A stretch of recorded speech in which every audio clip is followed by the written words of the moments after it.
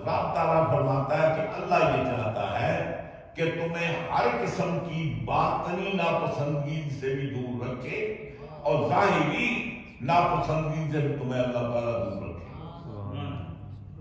اچھا، بعض لوگ ترجمہ کرتے ہیں کہ اللہ چاہتا ہے کہ تم سے ہر ناپسندیدہ چیز کو دور کر دے، یہی ہوتا ہے، اور تمہیں پاک کر دے جیسا پاک کرنے کا حق ہے۔ پاک کس کو کیا جاتا ہے؟ جو پلیت ہو، کسی سے کوئی کفر و شرک کو دور کب کیا جاتا ہے؟ جب وہ ہو ہی نہیں تو دور کیا کریں گے؟ ناپاکی ہو ہی نہیں تو پاک کیسے کریں گے؟ اس کا بہترین ترجمہ یہ ہے کہ اللہ تعالیٰ چاہتا ہے کہ تم سے ہر ناپسندیدہ چیز کو دور رکھے،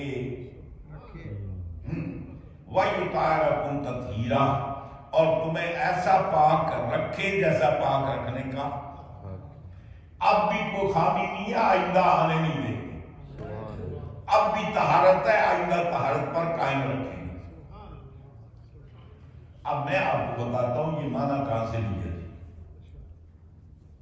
کلام پاک میں اللہ تعالیٰ فرماتا ہے کہ جب ابراہیم علیہ السلام اپنے بیٹے اسماعیل علیہ السلام کو مکے میں آباد کیا، تشریف لائے، اللہ نے حکم دیا کہ آپ ایسے کریں کہ آپ کے جد اعلیٰ آدم علیہ السلام کے دور میں ہم نے ان کو یہ اول گھر بنا کر دیا تھا، اِنَّا أَوَّلَ بَيْتٍ وُضِعَ لِلنَّاسِ لَلَّذِي بِبَكَّةَ مُبَارَكًا وَهُدًى، پہلی چار دیواری جو اس زمین پر تعمیر ہوئی، پہلا گھر جو بنا وہ کیا تھا؟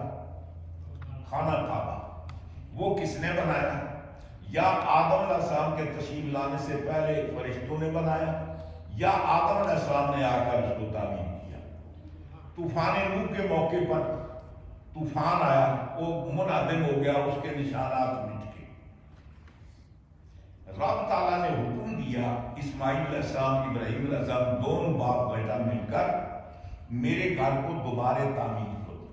اللہ تعالیٰ فرماتا ہے کہ محبوب یاد کریں وَإِذْ يَرْفَعُ إِبْرَاهِيمُ الْقَوَاعِدَ مِنَ الْبَيْتِ وَإِسْمَاعِيلُ، کہ جب ابراہیم و اسماعیل اس کی بنیادیں اٹھا رہے تھے، خانہ کعبہ تعمیر کیا تھا،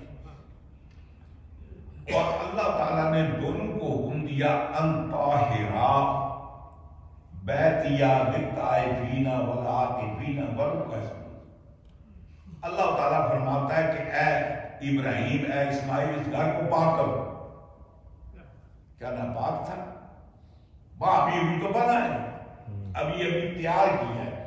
بتانا یا وہ مانا پاک کرو کہ نہیں ہے، مانا یہ ہے کہ دونوں باپ بیٹا اس گھر کو پاک رکھو۔ اور کبھی کبھی ایسے بھی ہوتا ہے مسجد کی صفائی کے لیے کوئی بندہ مقرر کرتے ہیں، آپ کی ڈیوٹی یہ ہے کہ مسجد کو صاف رکھنا ہے۔ یہ ضروری نہیں کہ پہلے ناپاکی موجود تھی تو پھر صاف کرنے کے لیے آپ نے اس کو مقرر کیا۔ مطلب یہ ہے کہ آئندہ کوئی اس کے اندر ناپاکی نہ ہے۔ یہ بات سمجھ گئی؟ اب سوال یہ پیدا ہوتا ہے ایک اور بات، اللہ تعالیٰ نے قرآن میں جو بیان کیا وہ یہ کیا کہ اہل البیت، اعلی البیوت نہیں کہا گیا۔